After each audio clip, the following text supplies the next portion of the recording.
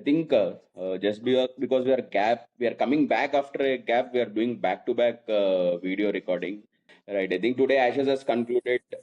We just wanted to cover on how overall what baseball has done to Test cricket, rather than how Ashes has panned out, right? Because that's the whole topic of discussion. While we talk about baseball, we shouldn't also not forget that Australia have played their brand of cricket, that is Test cricket, right?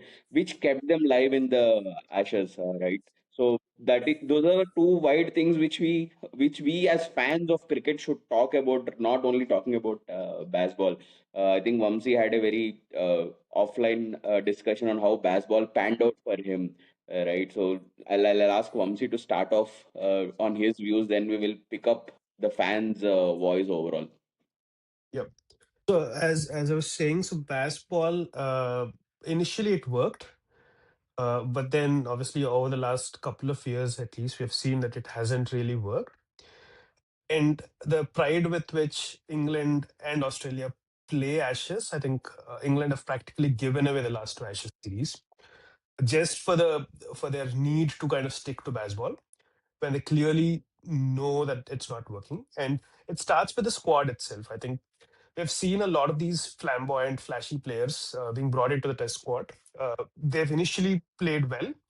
The Ollie Popes of the world, the Harry Brooks of the world, and Will Jacks, and all these like hitters into the squad.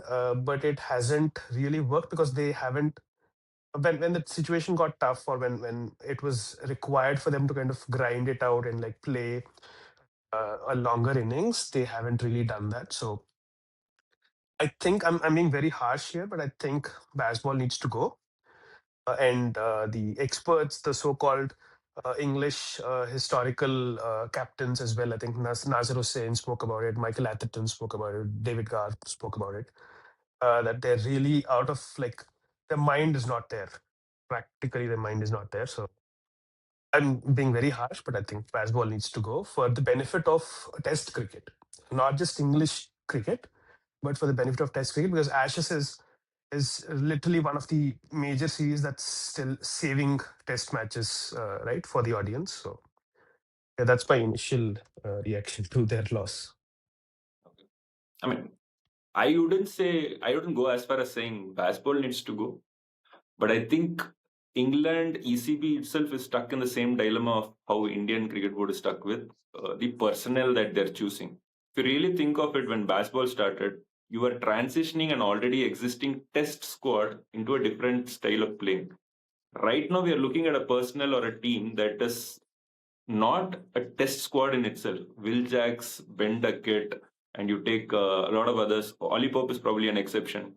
They're not test players as you would call it. They're all people that are more flamboyant in your words, and are people who have techniques for a much more white ball game than that of so if you really look at the personnel, right, there are a couple of things that I would probably say which is not working in their favor, which is the fact that Ben Stokes' batting form has been ridiculous in the last couple of series. He's not stood up and played the original baseball Ben Stokes that we remember, where he had that series where they again finished 2-2 draw against tie against Ash, and he was single-handedly won them a particular game in Edgbaston, if I'm not wrong. I don't know if that was baseball, but then that is was laid a kind of a foundation for baseball sort of cricket, because we baseball is exciting. You like it or not. Chasing down 400, 450 on the fourth innings was possible through baseball, and that I think is a good brand for Test cricket to survive. I know the old traditional thought process says that hey, baseball is not, but I think a more measured baseball is what they will have to look at eventually. I think Zach Crawley is somebody who does that for them, who knows that hey, going bang bang is not the way in Test cricket, and there are some personnel changes that they need to do. Is what my opinion is. Add to it, I think most teams want to have baseball adapted in their own lives. I know Australia did win it, but if you really think of it, Australia won games through a little bit of baseball of their own. Travis had won it the first time in the first test for them. Even in the last test, the third test that just concluded, Travis had a major say in the first innings, where he did go the aggressive mode, and Yeah. And so Bazball itself shouldn't go, is what I am thinking. But then that said, I think England have made some poor choices, and they have not transitioned well out of the older England squad. Which, if you remember, one of the most exciting series is under Virat's captaincy in England was also where they had chased on 400 plus in the final test, where we had to go for the fifth test the second time, and it was what is his name? I forgot. The wicketkeeper batsman who just kept going bang bang, who played for Mumbai in the playoffs also last year. Bairstow. Bairstow, correct. Bairstow was a more test player who was picking up another version of himself. So I think that's where they're making choices based on much like what in the Indian cricket board is doing, picking players based on T20 skills rather than test skills itself. So I think once they go back and check that, basketball should actually start working for them. Yeah, just before Vishal, you jump in, I just wanted to. I agree that Ben Stokes has not been playing his style of cricket or has not been consistent. But again, the reason is that he's expected to typically be flashy and be flamboyant. But because the others are not doing well, I think he's gone into a shell. Because he's actually trying to save, he's trying to play the long innings, which he usually doesn't. So I think that's the again it I think speaks to the squad that they're choosing. So if people around him were a little more test specialists, I think he would have then probably played his natural game and been more consistent. I was randomly thinking, why was it never called bass bat when it's all about batting than bowling, right? I think it is more on the joke is on the bowlers that dude, it's a bass ball because you will bowl your quota of hundreds of overs in the test cricket, because the opponent teams will play their normal course of cricket and they'll bat out, right? You will have to do your stressful activity of bowling those 40, 50, 70 overs a day, right? I think it takes a toll on the bowlers. The bowlers are are the scapegoats here, while batsmen just come play their 60 overs and go away. Bowlers are the ones who are bowling those hard 180 or whatever kind of overs they are doing, right? I think, see, no process without results doesn't make a sense to anything, right? Put it in any part of your life. I think baseball is getting there. And what Karthik said was absolutely right. Well, it's exciting, right? While whatever the third test which concluded today, if you would have seen yesterday, the kind of pace at which they scored runs, and with cars and jacks playing at 100 runs away, I think any would have been thought, oh my God, today baseball might work, right? I thought personally, today baseball might work, and if it would have worked, then the whole narrative of the Ashes series would have changed, right? I think it's been just not working for them over a period of time, right? In when India went to England, also it's a series which India had to win, but India didn't take those chances where they had to grab the series for a 3-2 kind of thing or a 3-1 kind of thing, right?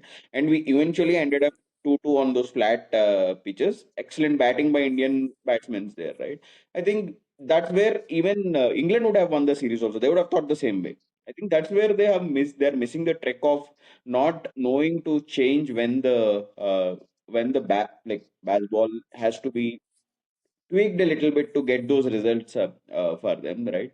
Coming back to Ashes, I think, the kind of stress, personally, I feel Stokes is going is very, very huge. The kind of reaction, if you have seen the first innings, after the first innings dismissal, in the third test, if any would have been seen it, the kind of stress reminded me of those people who react in corporate world, the kind of stress people go into, right? I think when he got out, the same thing happened when he got out, when he got clean bowled in the second innings also by Lyon, right? He was disappointed again. But that's very Stokes kind of reaction, right? But I think he's in extreme pressure. They will come to the presser today and say that, yeah, we played baseball, we just didn't get the results, but we will continue to play this brand of cricket. That narrative is not going to do anywhere, because this is the same team after losing the second test has come down. The coach has come down and said, I think we have over prepared for the match and we lost it. Right? I think. I think that's where all the coaches are doing wrong this year by talking too much to the presser in a way which is not required. So I think baseball is going nowhere, and you just can't continue to play Test cricket like that and hand over wins to opponents, right? Be it Australia or India. With the current kind of situation, it's only Australia, South Africa who are playing good Test cricket, right? Australia is winning matches with India, now with England, right? South Africa has won the WTC championship. They have won the series against us. So they're two good Test teams right now, right? With all due credit, I think it's more to save the Test cricket on how people don't give wins to others. No, but I would still say, I mean, amongst the three of us, I think I'd still say basketball has to stay because, especially with the short attention span that the current generation and the people that are going to continue to watch, I would still say a vouch for it. But yeah, I mean, see, adding to your point, Vishal, Stokes being in pressure, yesterday's second innings chase for Australia, I mean, England, with the 430. If you notice Benducket's wicket rate, it was an outside off stump ball that you leave.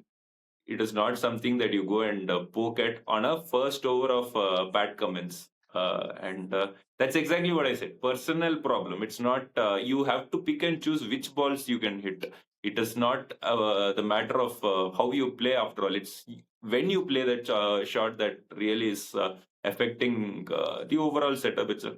And add to it, they don't have a bowling attack. Okay, they have batsmen who can bowl. Correct. Jofra Archer an exception. I think England are overdoing this of the personal. I only think they have the wrong people for that overall baseball itself. It's almost like they have a T20 squad there. Jofra Archer is your best bowler. After that, there's a big step off on whoever you're picking. They're all batsmen who can bowl, sort of is what it looks like. Add to it, I think baseball will get really questionable when if in the next world Test championship or something they limit these plates as an elite team of about 4 or 6 of them and see what is giving them a hand I mean giving a way Yeah. of wave of a certain sort is when they play the lower end teams, right? Baseball is just amazing. I mean, everybody gets runs and they roll over these smaller teams. And But World Test Championship is that, right? I mean, you have to play every other team. So when they play a team like, let's say, Bangladesh or a Sri Lanka or something, baseball really looks like it's doing wonders for them. But then when it comes to these bigger teams, see, I think, in my opinion, as much as India did bat well and play well in that series, that was a series that England should have dominated. It should never have been 2-2. It should have been 3-1 England side or even 3-0. We were going with a young squad. See, that in itself was the series that kind of blinded our foresight about Indian team itself. That hey, we almost seem like we're prepared for the world, but then now we know we are not yet prepared for the world. We probably jumped the gun asking our legends retire a little too early. But yeah, I think I personally think basketball was. I mean, I think it was another video where I was talking about if basketball was something that India followed in 2004, India might have won that series in Australia itself. Where Sydney Test Sachin made sure that he did not play anything on the outside of stump, and I mean that eventually cost the overall time we had in getting them bowled out in the fourth innings. Anil Kumble almost had a chance, and now Steve Waugh is glorified for that innings, right? For saving the series itself. So that might have changed if we had baseball back then. But then, yeah, I think it's too early to call, is my opinion. But looks like we are three millennials talking. If there was a Gen Z here, we would wonder what his take would have been. no, Yeah.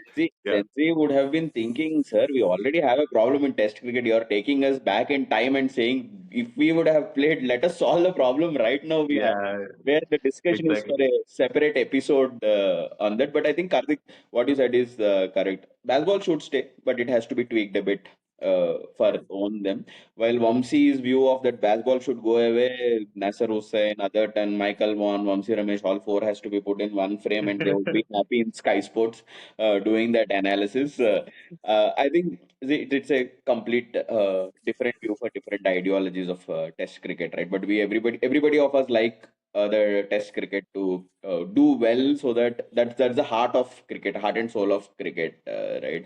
I think whatever baseball has done, I think we should give enough time for Australia as a team on what they have. done and achieved in this three series, right? And the best part to is that I'll come. They didn't bowl with full steam because they didn't have Pat Cummins and Hazelwood for the first two matches. So it was not that England had no chance to make runs or win matches. I think just England didn't find way. But it's just not Pat Cummins. It's Pat Cummins, the captain, that was not there. So Missing, yeah. basically, they No, were but see, going.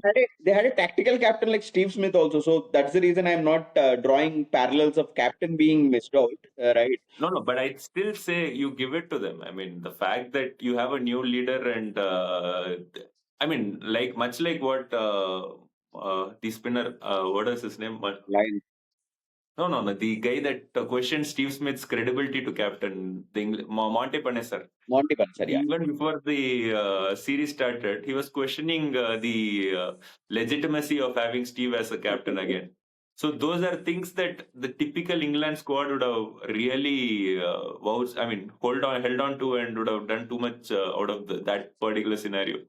But then they've come through all of that, and I think Australia looks scary good. And I'm now licking my fingers to see the Australia South Africa finals of any sort, of how they would both match up. I think it is unfair to have one test if it's going to be Australia South Africa.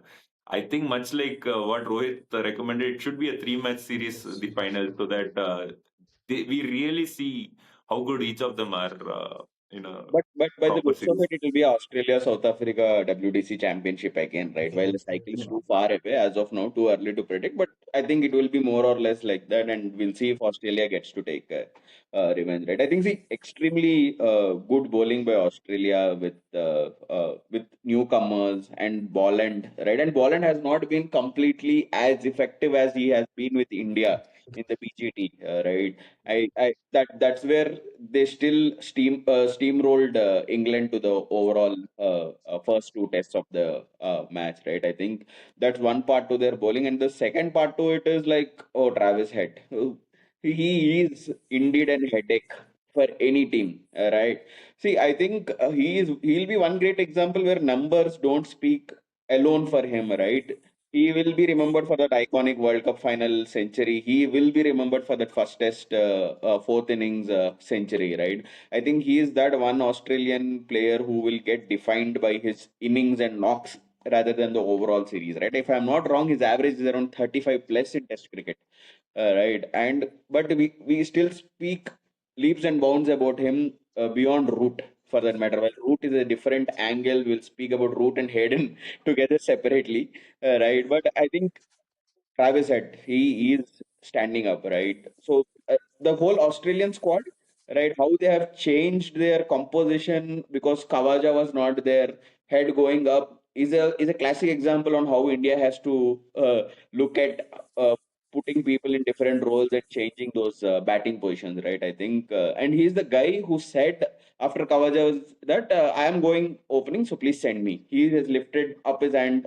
That's what the Australian journalist Bharat Sundaresan said in one of his videos. So like, I'm going and scrolling that brilliant century in the first test. I think that defines the Australian team personally for me.